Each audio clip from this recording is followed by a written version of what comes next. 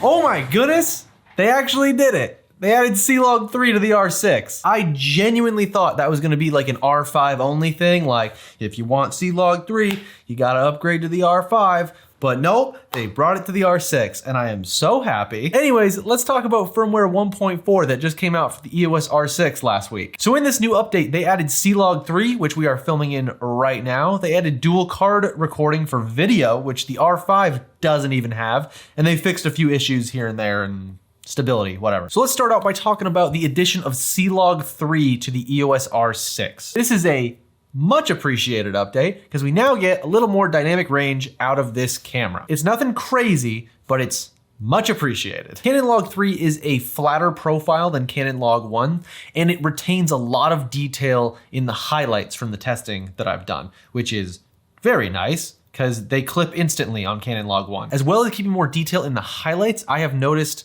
that if you expose for the highlights, your shadows are way less harsh with CLog 3, which is much nicer to work with as opposed to Canon Log 1, where it's either a noisy mess from the shadows or it's just completely blown out from the highlights. So now it's like a nice little sweet spot, you know? Before we begin, something good to know is the base ISO of each of these log formats. Canon Log 1, the base ISO is at 400 and then goes up from there. And Canon Log 3, the base ISO is at 800. You might get a little more noise using Canon Log 3 since the base ISO is at 800. But honestly, I haven't really noticed anything. And actually, the shadows seem to have less noise than when using Canon Log 1, probably just because it's a more flat profile. To test this out, I shot a couple of clips on my balcony just to kind of get a nice little highlight and shadow comparison there. As you can see, CLog 3 retains a lot more detail in the highlights. I mean, at least from what I can tell. And then with this added dynamic range, when exposing for the highlights, the shadows are way less harsh. So it's a much like more neutral starting point to work with. Another test that I did was with this little palm tree setup here. And in this one, I feel like you can really tell a lot more what CLog 3 is actually doing. Both of these formats are set to their native ISO. The Canon Log 1 is set at ISO 400 and Canon Log 3 is set at 800. And then I just balanced them out with a variable ND so you can get the same exposure. I exposed both of these clips for the highlights, and from what I can see is the Canon Log 3 footage definitely has more dynamic range than the Canon Log 1, where the Canon Log 3 footage has is a much more even kind of tone throughout, whereas the Canon Log 1, the leaves on the palm trees kind of get crushed into shadows almost. So to activate Canon Log 3 on your EOS R6, you're gonna wanna hop into the menu in the first tab, the little red section, and you're gonna go to page 3.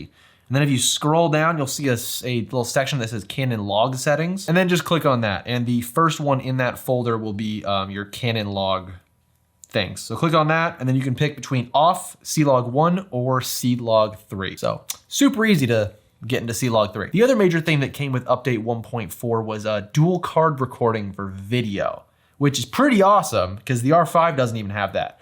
Probably because it uses 2 different cards, so whatever. Anyways, this is majorly helpful. We already had dual card recording for photos, which was very nice, but it wasn't in video for some reason, even though they use exactly the same media.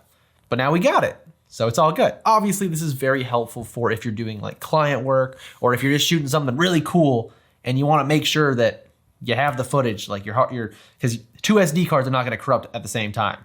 If they do, that'd be intense, and you should look into that. To activate the dual card recording for your EOS R6, you're gonna wanna jump into the menu again, and then you're wanna go all the way over to like the little wrench icon. It's the yellow tabs, and it's the first page, very first little thing right at the top. It says record function plus card folder select. You're just gonna wanna click on it and then go down to record options, and then you can pick between either standard, auto switch card, or now record to multiple, which is thank you. Apart from those 2 major updates, the rest of them are just kind of like bug fixes and stability increases or whatnot. It really does seem like this camera is getting better and better with every update that they put out for it.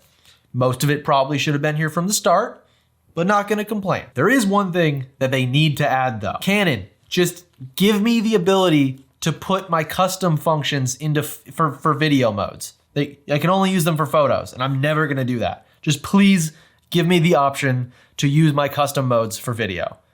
That's all I ask. Well, I think that's gonna pretty much do it for today's video. If you have any questions or concerns, or just feel like roasting the heck out of me, leave them in the comments. Would love to read it. If you liked this video, please consider liking and subscribing. It greatly helps this channel grow.